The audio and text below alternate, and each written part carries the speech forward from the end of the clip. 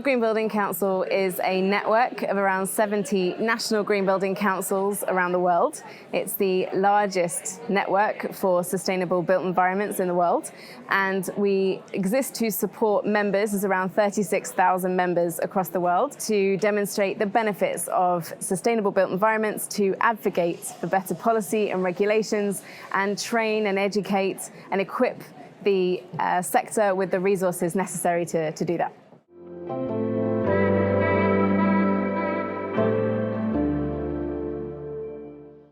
So the built environment to us is buildings and the infrastructure that connects those buildings together. And sometimes in cities, those emissions from buildings and infrastructure can be between 40 and 80% of a city's emissions. So it's a really significant sector to address in terms of mitigating climate change.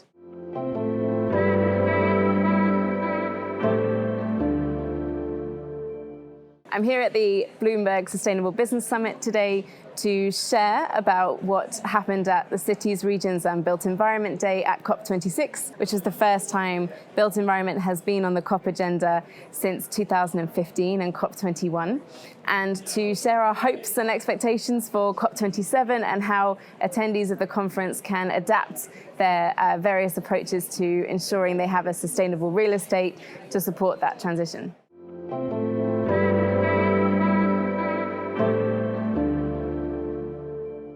So COP26 for us was all about how demonstrating that the built environment is a critical climate solution, that through holistic approaches to reducing emissions can also bring significant social and economic benefits as well. And we really felt like we used that moment to demonstrate why it's necessary to tackle emissions from the built environment.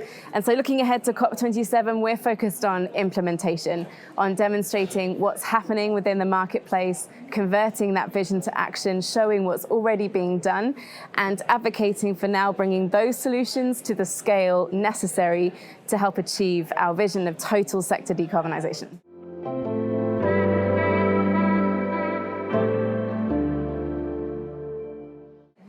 The membership that the World Green Building Council network represents spans right across the value chain. So we engage with investors, with policymakers, all the way through to SMEs and supply chain who are actually delivering the buildings and the various equipment and approaches and technologies that go into operating those buildings. What we advocate for is a complete change in the way that buildings are designed and built, the way they're operated, and the way they're optimized for deconstruction and disassembly, and to embrace a circular economy, a complete shift from the way we're used to building buildings and infrastructure systems. And so we support industry along that journey.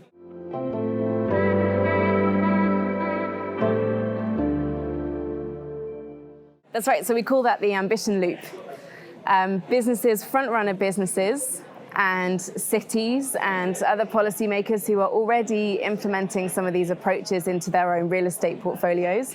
And some cities around the world are already introducing policies to help reduce emissions from both new and existing buildings. And those sorts of initiatives can help increase the confidence in policymakers at a national level to think about what sorts of regulatory frameworks are necessary to going from where they are now to a decarbonized built environment.